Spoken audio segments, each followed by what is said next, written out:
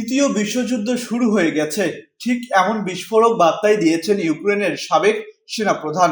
Russia Ukraine যুদ্ধ উত্তর কোরিয়ার দাপাদাপি অনেক সময়ই প্রশ্ন জাগিয়ে তুলছে। আসলেই কি শুরু হয়ে গেছে আরেকটা বিশ্বযুদ্ধ?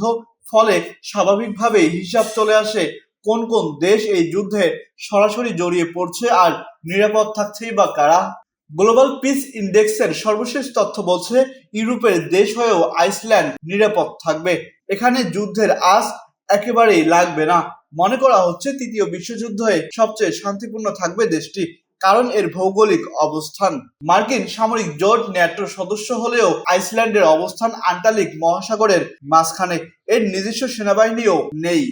ভৌগোলিক অবস্থানের কারণে বেঁচে যাবে নিউজিল্যান্ডও। এখানে যুদ্ধের উত্তাপ পৌঁছানোর সম্ভাবনা খুবই কম।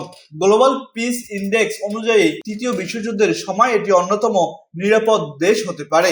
এটি বিশ্বের দ্বিতীয় শান্তিপূর্ণ দেশ হিসেবে বিবেচিত হয়। ভৌগোলিক অবস্থানের কারণে রাশিয়া এবং আমেরিকার থেকে দূরে থাকা এটি নিরাপদ জায়গা হতে পারে। ডেনমার্ক পুরোপুরি নিরাপদ নয়, তবে সেখানে গ্রিনল্যান্ডের যে জায়গায় রয়েছে সেটি নিরাপদ হতে পারে, কারণ তারা যুদ্ধ, ক্ষমতা, অস্ত্র, অর্থ এসব নিয়ে মাথা ঘামায় না। নিউজিল্যান্ডের পাশের দেশ আয়ারল্যান্ড, এটি ন্যাটোর সদস্যও নয়, কিন্তু ব্রিটেনের পাশে অবস্থিত।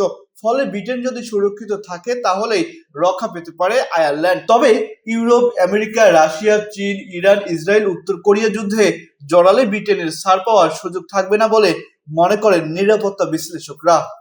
গ্লোবাল পিস ইন্ডেক্সে কানাডার নামও রয়েছে। আমেরিকার পাশের দেশ হওয়ায় তাদের বসে থাকার সুযোগ থাকবে না বলে মনে হচ্ছে। তারপরও কানাডা যেহেতু তুলনামূলক শান্তির দেশ এবং আমেরিকার সুরক্ষা থাকবে, ফলে তারাও বিশ্বযুদ্ধের সময় নিরাপদে থাকতে পারে। অস্ট্রেলিয়া ন্যাটোর সদস্য নয়, তবুও ন্যাটোর সহযোগী হিসেবে কাজ করছে।